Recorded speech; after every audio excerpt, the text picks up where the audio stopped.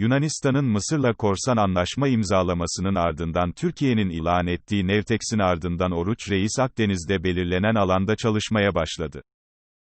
Uzmanlar, Akdeniz'de bir savaşın an meselesi olabileceğini belirtirken, Savunma Bakanlığı ise Oruç Reis'e Türk Deniz Kuvvetleri'nin eşlik ettiğini açıkladı. Yunanistan'ın hukuk tanımaz adımlarından sonra Türkiye harekete geçerken, sismik araştırma gemisi Oruç Reis Akdeniz'e açılarak belirlenen alana ulaştı ve çalışmalara başladı. Türkiye'nin Oruç Reis'i Akdeniz'e göndermesinin ardından alarm durumuna geçen Atina ise yaptığı toplantıların ardından Türkiye'ye karşı korsan bir Nevtex yayınladı.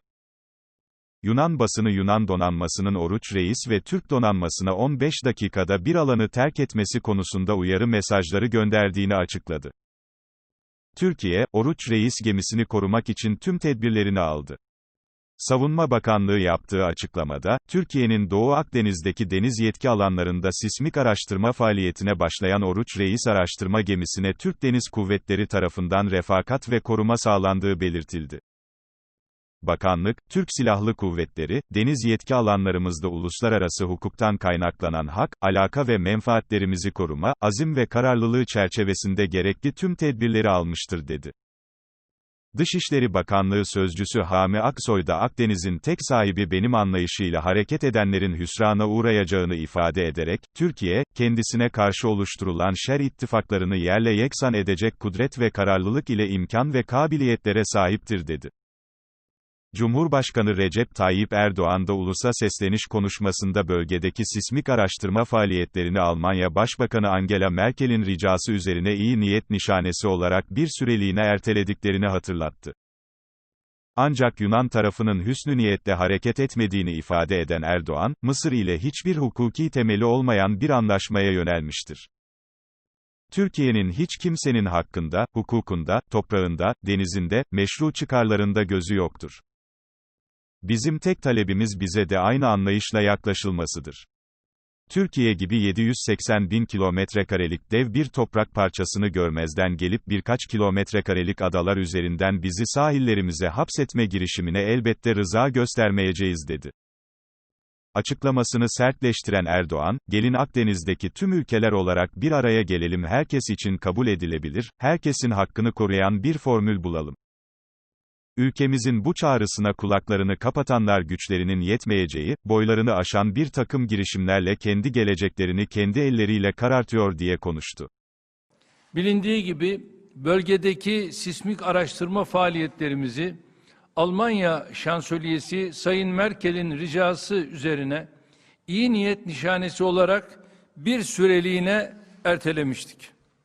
Ancak Yunan tarafı hüsnü niyetle hareket etmediğini bir kez daha göstermiş ve Mısır'la hiçbir hukuki temeli olmayan bir anlaşmaya yönelmiştir. Türkiye'nin hiç kimsenin hakkında, hukukunda, toprağında, denizinde, meşru çıkarlarında gözü yoktur. Bizim tek talebimiz, bize de aynı anlayışla yaklaşılmasıdır. Türkiye gibi 780 bin kilometre karelik dev bir toprak parçasını görmezden gelip, birkaç kilometre karelik adalar üzerinden bizi sahillerimize hapsetme girişimine elbette rıza göstermeyeceğiz. Dünyada hiçbir ülke böyle saçma ve temelsiz bir talebe boyun eğmez. Biz diyoruz ki, gelin Akdeniz'deki tüm ülkeler olarak bir araya gelelim. Herkes için kabul edilebilir, herkesin hakkını koruyan bir formül bulalım. Ülkemizin bu çağrısına kulaklarını kapatanlar, güçlerinin yetmeyeceği, boylarını aşan bir takım girişimlerle kendi geleceklerini kendi elleriyle karartıyorlar. Yaşanan gelişmelerin ardından Yunanistan yine Avrupa Birliği'ne sığındı. Yunanistan Başbakanı Kyriakos Mitsotakis, NATO Genel Sekreteri Jens Stoltenberg ve Avrupa Birliği Konseyi Başkanı Charles Michel ile telefon görüşmesi gerçekleştirdi.